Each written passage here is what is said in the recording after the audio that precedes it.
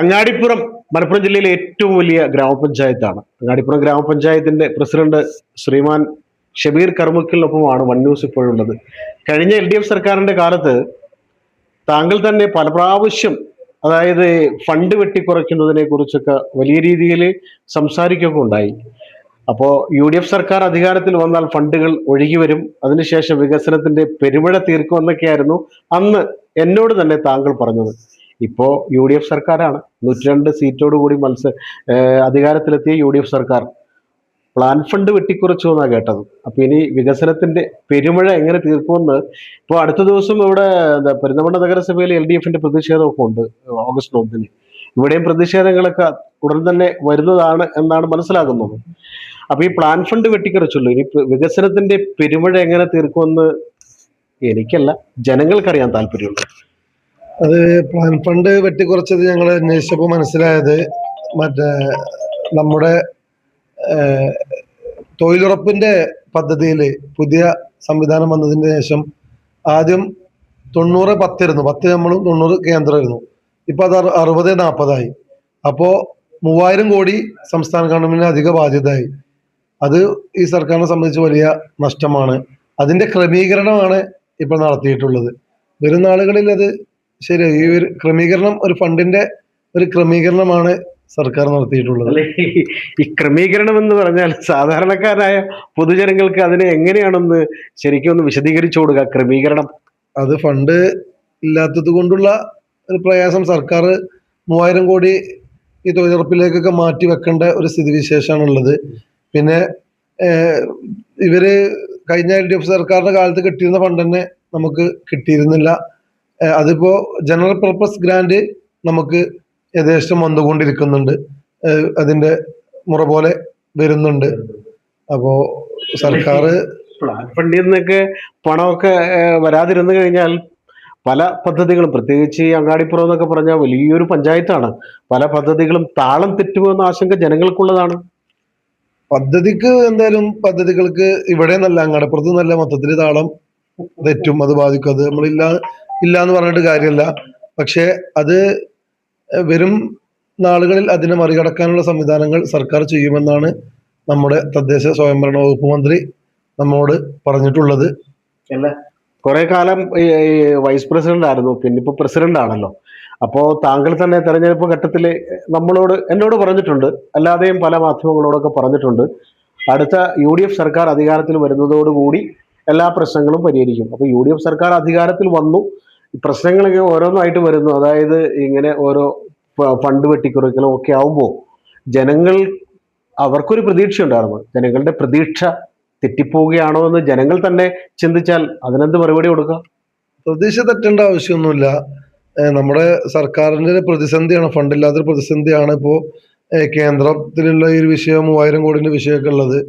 അത് വരും അടുത്ത ബജറ്റിലും സർക്കാരിന്റെ നയത്തിൽ മാറ്റം വരുത്തി പരിപൂർണമായിട്ട്, ഇപ്പോ ഈ ബജറ്റിൽ മോഡിഫിക്കേഷനാണ് ഉണ്ടായിട്ടുള്ളത്. പരിപൂർണമായ ബജറ്റ് അല്ല അവതരിപ്പിച്ചിട്ടുള്ളത്. കഴിഞ്ഞ സർക്കാരിന്റെ ബജറ്റിൽ ഒരു മോഡിഫിക്കേഷൻ ചെയ്തതാണ്. വരും മാർച്ചിലെ ബജറ്റിൽ നമ്മള് VD സതീശൻ മുഖ്യമന്ത്രിയുടെ ഒരു പ്രഭാവം അതിനുണ്ടാവും, കിടിലൻ ബജറ്റ് ഉണ്ടാവും.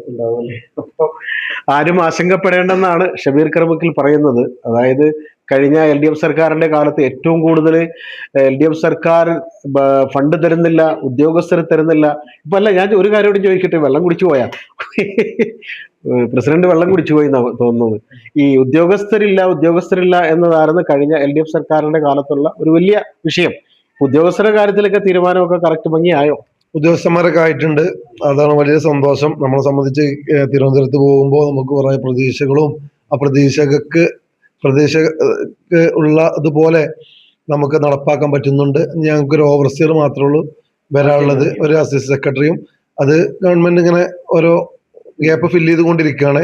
വരും നാളുകളിൽ അത് നമുക്ക് നമ്മുടെ മന്ത്രിയും MLA-യും നമ്മുടെ MLA കൃത്യമായിട്ട് അതിൽ ഇടപെടുന്നുണ്ട്. അപ്പോ നമുക്കത് ഫില്ല് ചെയ്യും.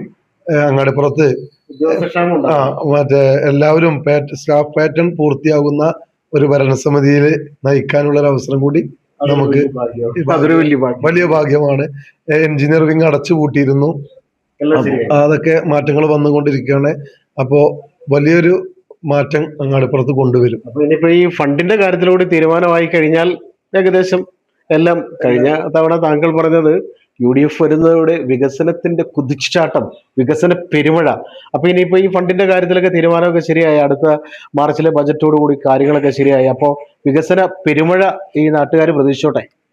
വികസനപരമായി വരും. അങ്ങാടിപ്പുറം ഒരു വളരെ ബാക്കിലായിരുന്നു ഞങ്ങൾ ഫണ്ട് ചെലവഴിക്കുന്ന കാര്യത്തിലൊക്കെ.